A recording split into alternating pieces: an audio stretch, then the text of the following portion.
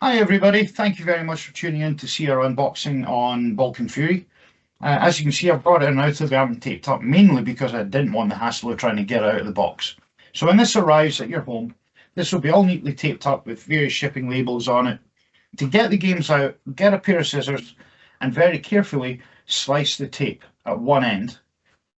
Turn it up, do the same at the other end, and then push the game out. Now, Balkan Fury is not a big game, but if it's something massive like Barbarossa, you have to put quite a lot of force in, do it in the middle, push the game through the box. So if you can just pull that out, please, Geoff. Don't let it drop on your feet. Yeah, it might break a foot, to be fair. That has happened to the odd client. We take no responsibility because we do warn you the games are very heavy. So, that is Balkan Fury. As you can see, the light in here is maybe playing a little bit havoc with it, but you get an idea. These are some Stuka dive bombers over the Balkans, and this is the limited edition art. If you go onto our website, you can see the more traditional art that we've done for Balkan Fury in the past. And on the back, you'll see some description of what's in the game. You've got it upside down, Geoff. Remember, we are professionals. No, we're not. So all our games now have a complexity and a difficulty rating down at the bottom there. Those of you who played the games might laugh a bit, but Balkan Fury is nothing like as complex as something like Mare Nostrum or Blitzkrieg or Barbarossa. So it gives you an idea what's in it, a little hint of the map, some of the different operations we put in the box. We have a list of the general contents there, but we're going to show you what's in one of these games right now. So you roll that over, please, and lift off the top. If you can persuade it to come off. Yep. So there you go. That's it. You're killing them. So what we have straight away at the top, you will have a couple of dice in the game box, so we'll take them out to begin with because they're a bit of a pest. Where's the other one escape to? It's hiding from me. Honest cover, there's two dice in here. There you go. So a couple of D10 dice. Again, one is usually percentile, the other one's just 0 to 9, because the game uses D10 dice. So dice are dice. Frankly, we try and find interesting colours, but most of our games come with blue and red of some description because I'm British and I'm Scottish all at the same time. And would you believe I was born in Canada? So I quite like red and white too. Anyway, Balkan Fury. The game rules come in a perfect bound booklet. Nice introduction to them. Here you go through it. We tell you a bit about what's in them. And as you get down to the end of it, you'll find out that in this, we have around 140 pages of rules, give or take, by the time you get past the designer notes and the glossary at the back. Now, don't worry about that. There's really two sections to it. One is mechanics, and one is all the political guidelines and how things fit together. You don't need that to learn how to play the game. You just need to do the basic mechanics. And we're about to do some gameplay videos in the next few hours, which we'll hopefully have up fairly quickly, thanks to Andrew. And we'll walk you through the key bits of the game system you need to know to get playing. And then you can slowly but surely add in more of the detail and so on to get the games more enjoyable and more complete. Within this box, you then get an Allied Order of Battle. And you can see it's a bit weedy. It's mainly because the Allies didn't have a whole lot there. So in this, you'll find the Greek forces, the Yugoslavs, and the British. And a bunch of stuff about partisans, which we'll come back onto. So we have 22 pages of that. Axis OB is a proper perfect bound booklet, unlike the Allied one, which is stitch bound, so it's stapled. And this has all the German and Italian forces you could ever hope to have for the entire Balkan campaign. Now, Balkan Fury now runs from the Italian invasion of Greece in 1940 all the way through to the second half of June 1943. We'll pick up the partisan war probably in liberation, because the British and Americans supported Tito's partisans a whole lot more than the Soviets did. So it makes sense to put that in that box. We then have an at start booklet, which is pretty hefty. There's 97 pages of at starts. In this, you'll find a whole pile of different modules. Now, it starts at A and goes from A1 through A7, B from B1 through to B8, C 1, 2, and 3, and then we've got D all the way down to T. So we get 20 plus modules and scenarios. We call a module a bigger game element, and a scenario is a small thing. So in this, we actually start with the learning zone, and that tells you how to put bits and pieces together to learn how combat works. That's why we've got naval combat, we've got air combat, and we've got ground combat in different sections there. So that's the scenarios A, B, and C are basically all these little mini things to get you started playing the game. We have a ground campaign, which is done in the 2 Allied and Axis rule OB books, and we also have various elements, you know, the Italian attack in April that went nowhere, etc. The Greek counterattack in November, which did go somewhere all the way into Albania, and all that kind of stuff built into this. We have a couple of naval actions which we didn't do previously. We've added them in because we've got the data now. And if you look at the cover art on all these different things, these are actual historical photographs that we've digitized and played with to put onto the games. Beneath that, you'll find charts. So in these charts here, we'll walk you through these in a bit more detail than we did with Madagascar, because I think it's important that you see the content in the game. So the first bit is really worth setting aside, because that is how the game turn is laid out. Looks pretty complex, but bear in mind there's 2 players. It's I go, you go. It's all laid out here. It's all pretty simple. So you fly, you do admin, you do your air missions, you do ground movement, you do combat, then you do swim reaction, do pursuit, return, and then you end the player phase. On the flip side of that, it talks about what all the various supply states are. And again, they're not too hard to understand once you read it and have a go and muck around with the game. Don't worry about making mistakes. We all do that, and the game's quite resilient. Next, we come into the combat resolution table. It's pretty obvious what all of these things are, and on the flip side, we tell you the exact meanings of it. Roll a die, work out some odds, roll a die, modify it by any die roll mods, job done. It's not hard. Apply the losses. We have air-to-air combat next. That's pretty simple. You subtract the defense strength from the attack strength, you get a number, plus or minus. Roll on it, something happens, planes die. Anti-aircraft, similar idea. Where this gets a little bit more complicated is the way bombing is affected, but I'll show Geoff and get Geoff playing it with us so you understand that. We then have various terrain effect charts. Obviously, we have lots of different types of terrain type in the game maps. This tells you the impact in combat. Unlike a lot of games where you get lots of positives and negatives, we also affect your combat rating because we have a combat efficiency thing, and obviously operating in lousy terrain does affect your combat capabilities. It can affect it more or less, and that's reflected by major die roll mods. So if you're defending in really good terrain and the guy attacks you with the wrong stuff, you can really inflict some nasty casualties in the game system. Hex sides and fortifications are dealt with here. Again, that affects your ability to attack or defend. Next up, we've got the terrain effects elements here. We just tell you here in a separate chart, hey, it's prohibited, but if it's not there and it tells you there, we're telling you here just to reinforce it. We go into cities, ports, that kind of stuff, the rail nets, and how many assets you can move about your railways. We have a little rule, by the way, that if you're the Italians in Albania, you don't have a rail cap, but you can use the railways to move all your supplies. Very handy because it gives you a bit more supply range, which the Italians desperately need. Talk about stacking. So that's the number of assets you can plug into Hex. Now, bear in mind that Hex is somewhere around 225 square miles. Go and look at Google Maps, see how big that is. It's a huge area. So you can actually get a lot of bubbas in there in fighting trim.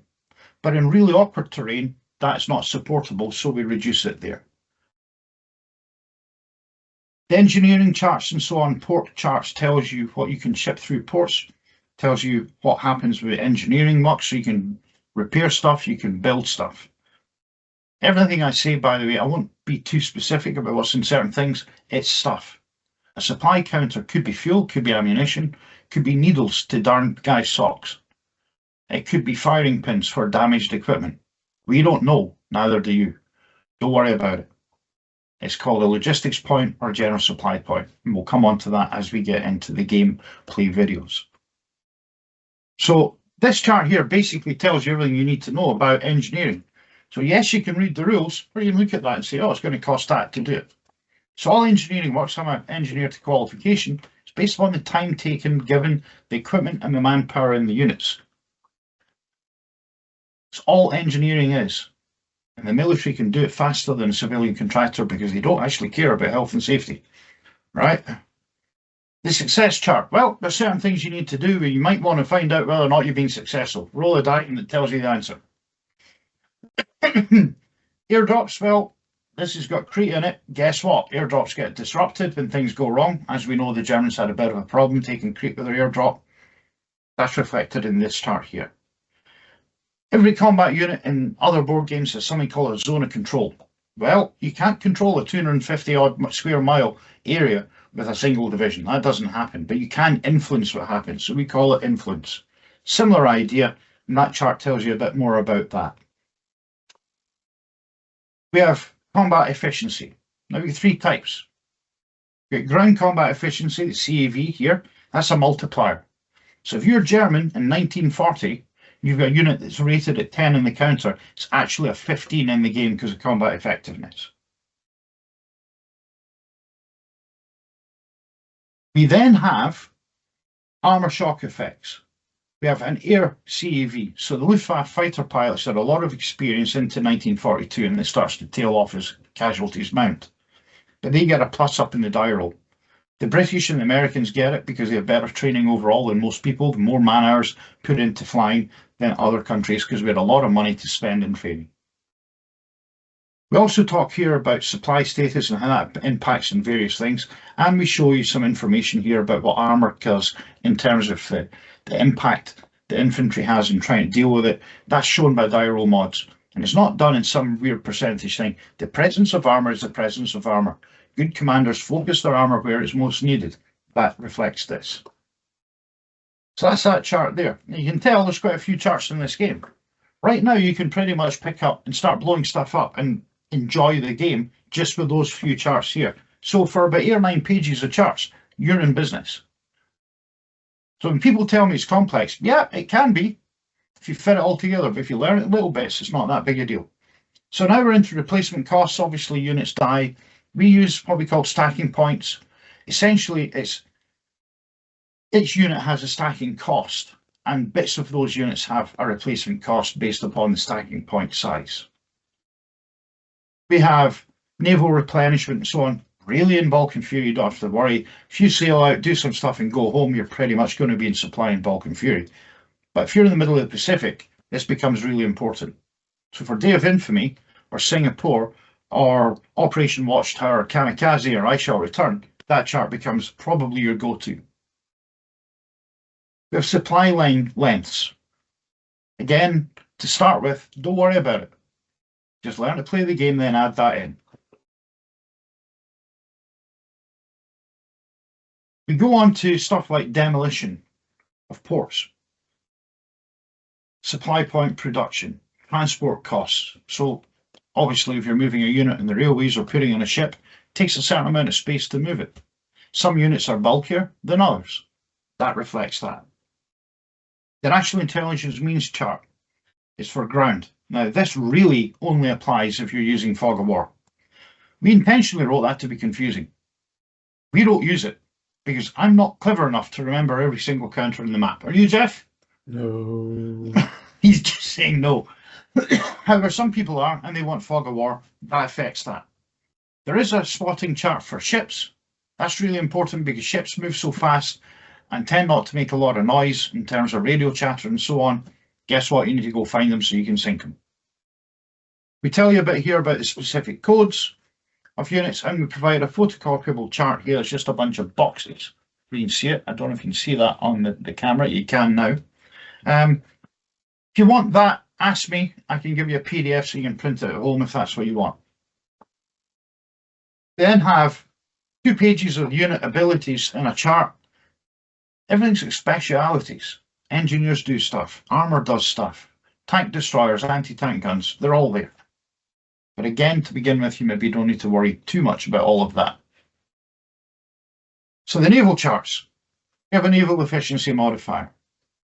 In this game, we're really only interested in the Royal Navy and its Commonwealth element, the German Navy and the Italian Navy. There are a few minor nations, the Yugoslavs and the Greeks have ships. So naval combat efficiency is based upon sea time, experience, training, etc. And what you find is, when you look at combat results, the British were really good, particularly in the Med, against their opponents. They rarely lost a battle. This reflects that. So the British get a plus up, and the Axis very often get a negative or no effect.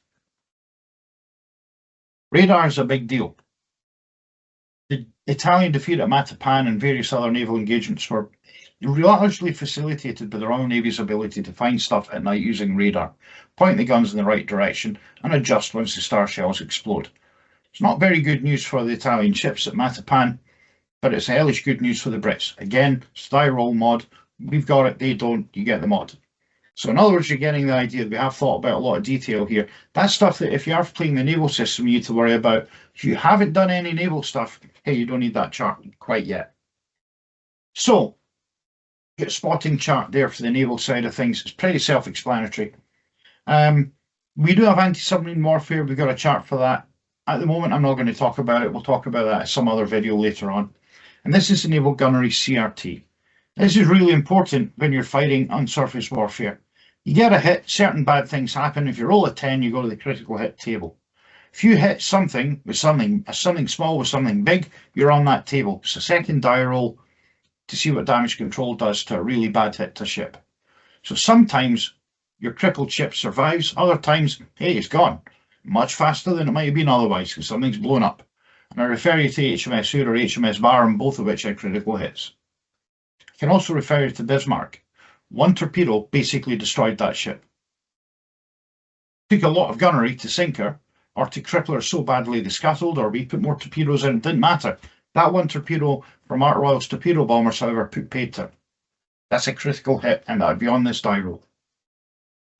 So our protection chart, again, all pretty self-explanatory stuff. Naval repair points and the cost, it takes a bit of time. You know what? Predominantly for this, we don't really need it. But it's there because it's part of the game system and every game's consistent in the TSWW series. You can take the most complicated set of rules we're ever going to publish, which will probably be the ones for Liberation or Vengeance, which will have everything in it, and apply that to every single game in the series so they won't break. We have naval movement allowance stuff here. Don't worry too much about that to begin with. And we tell you what the ship types are and all that kind of stuff there. Frankly, a lot of this you won't need to begin with, but it's always handy knowing it's there. Certain towns and cities and so on have organic anti-aircraft built in. That's to save counters.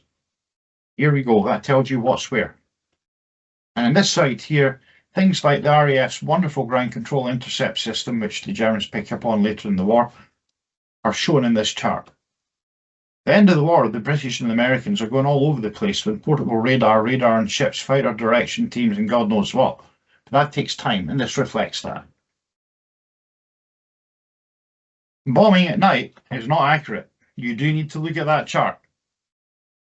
You lose a big percentage, because we do some percentage maths in the game system, of what you drop at night because no one can find anything for an extended period of time. Even when they can, area bombing tends to be used because what you do is throw enough bombs into the air, you're probably going to hit your target. Unfortunately, a lot of other stuff dies with it. I believe nowadays we call that collateral damage, do we not? Something like that. Now we provide some more box charts here for ground stacking. So you can lay out your units there, put a stacking replacement counter on the map, so it's easier to manipulate stuff. And then we've got weather charts here. Blame Corey's son Matthew for this weather system. He's a geography grad, and he actually helped us with this a lot. But effectively, it tracks the kind of weather you're going to get in a typical area of one of the games. Naval combat chart. You start long range, move into short range, and then torpedo range, and bad things and good things can happen. Then we're on to victory points, and frankly, you don't need to worry too much about that. So that's all the charts that we provide for you to play the game, except for two that I'm going to talk about. So the first one's this little folder, which you'll find the game charts in. And like what we said about Madagascar, this is exactly the same chart, but modified slightly for Balkan Fury. So again, we've got all the various unit icons. We'll see if we can get that in close enough to see them. And they can combine. So you can have an anti-aircraft value on something with transportation, so it's a motorised AA unit for the sake of argument. The generic counters, again, are based upon NATO symbology and tell you what the fortifications are, the size of air bases. And you've got stuff like general supply points, supply status, whether or not roads have been completed, because that's not important really in the Balkans, but you could, if you had enough engineers, build a railway line, say from Jerezi all the way to Athens. Take an awful long time, and the Italians don't have that time. On this part of the charts, we've got, again, some indicators in the colours of units telling you all the various bits and pieces on the counters mean. Unit size indicators, and if commanders are in the game, we tell you their rank through a star-based system. The coloured counters here, which are actual ground units out the game, or games plural that we've released, tell you the national colours of the playing counters, which we'll come to in a moment. In the back of it is a map key and partisan counter key. Now, I'm about to count them, because I always get this wrong. We've got 1, 2, 3, 4, 5, 6, 7, 8, 9, 10, 11, 12, 13, 14, 15, 16, 17. We've got 18 different types of partisans in the game. Would you believe that not all of them are controlled by one side or the other? Some are controlled by both sides. Yes, it's going to be confusing. It was very confusing reading about this. The Russian Civil War is going to be brilliant for that sort of thing. Don't mention that one. So the game comes with another chart before we go into these lovely counters here. So this is the double-sided chart. I don't know if you can see it, but there's an awful lot of ones and a whole pile of names.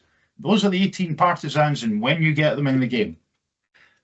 This bit here, and I'll get Geoff to do some still photos, and I'll try and get Andrew to plug them up on the as part of the video as well. This bit here is who can fight who if you're a partisan.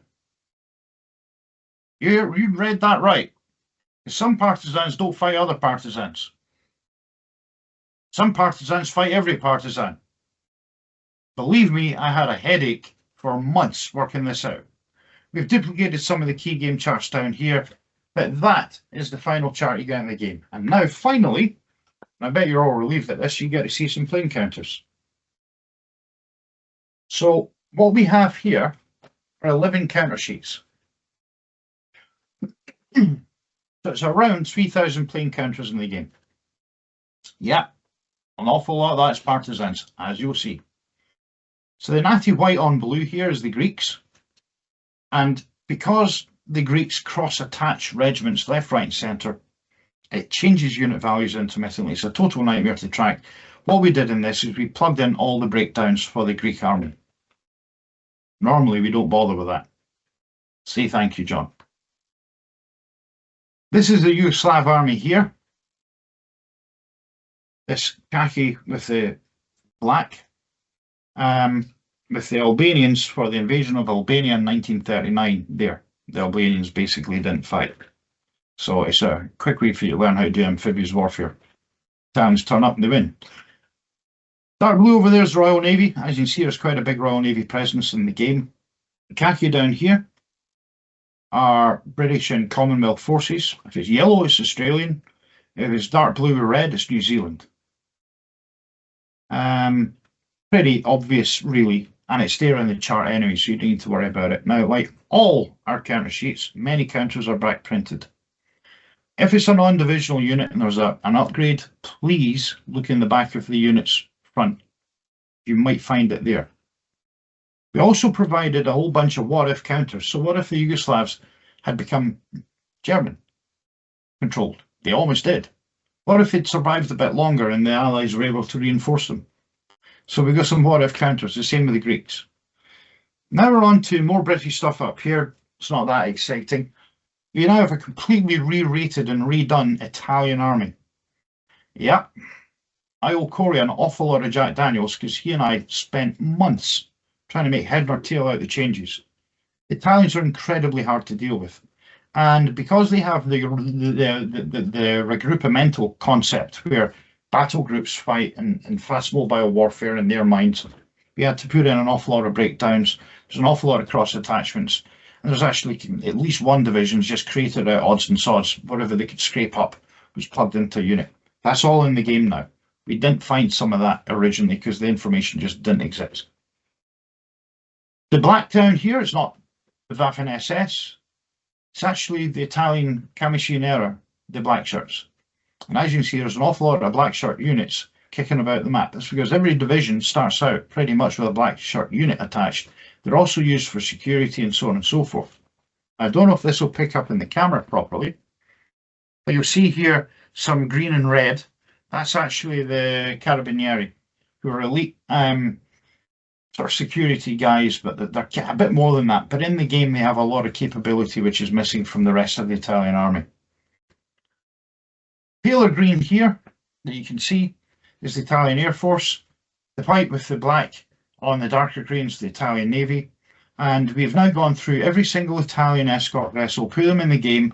And one of the things I spent hours and months looking at with this was trying to find out which Italian ships had sonar and which didn't. So we have our best guess at sonar going on at the very limited number of ships that got it. And there's a little icon in the counters that I hope you can see. If you don't like it when you get the games, please tell me, because we'll try and fix that artwork and make it a bit clearer at some point. We then have the Bulgarians, and that's virtually the entire Bulgarian army for the first chunk of the war. We've got the Hungarian forces that are engaged. Now that's re-rated so it ties directly with the numbers that are in Barbarossa. And now we have the Germans. So anything grey, anything black with red or white on it is German. Anything blue here, the pale blue, is Luftwaffe, that's German. And these are the beginning of the puppet Yugoslav nations set up the Germans, the Croats, and there was actually a Serbian puppet government as well. And these are their units as they start to get built. Lots of planes. And again, you'll see some have different colours. Refer to the chart, you'll find that they are Croat or I think Slovenian, I think is one of them, air units that predominantly were sent to fight against the Soviets. The Croats do have their own air force, the planes are here. And now we get to our friends, the partisans. I'm not going to go through what they all are. I don't have time for that today. You've got a chart, you've got some pretty pictures. Please look at it at your leisure. But we've two different types of Greek partisans. We've got the Yugoslav partisans. We've got, oh God knows, lots of Yugoslav partisans. So the front of them is this, well, it's a cloud. We don't know what's there. Oh hell, we've just flown into a rock-filled cloud. That's it here. That's the partisan unit strengths. And there is a way to have that interact with all the ground units in this game. They don't do well to begin with, but as time progresses, they will get stronger. That's predominantly going to be in Liberation, as I discussed previously. So we've got more partisans and a few generic counters. So that concludes the contents of the game except for the maps. So we're going to move Balkan Fury's box out the road. There's only 2 maps in it. It's a fairly small game in terms of map area. Unlike, say, Mare Nostrum, where, frankly, we've split the maps for that up into small bits so that you can play it without needing an aircraft hangar. Now, these 2 maps offset at an angle. And I need to get this right, guys, so you can actually see where they fit together.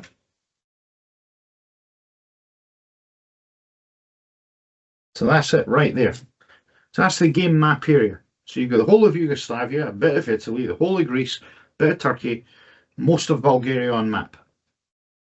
Alexandria is down here off map.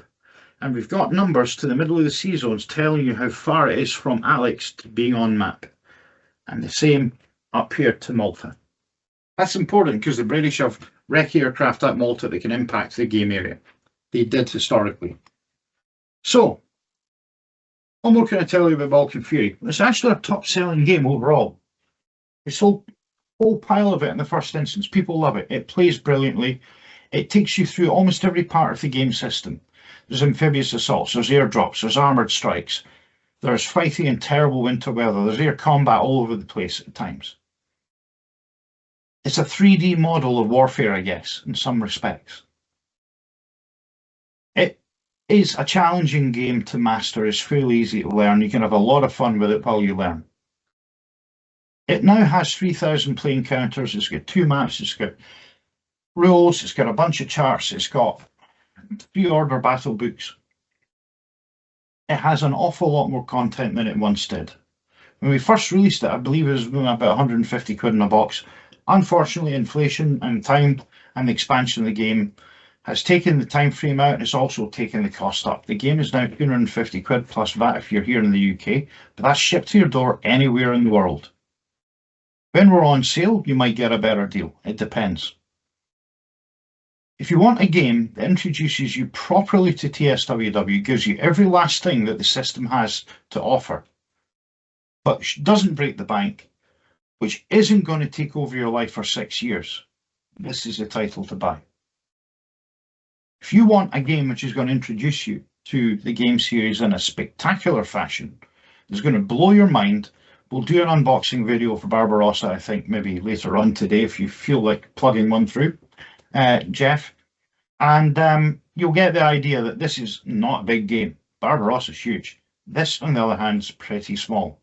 It's manageable, you don't need a big playing area, and it'll give you a great experience. So please pop by our website, which is www.tkc-games.com. Have a look at the information there.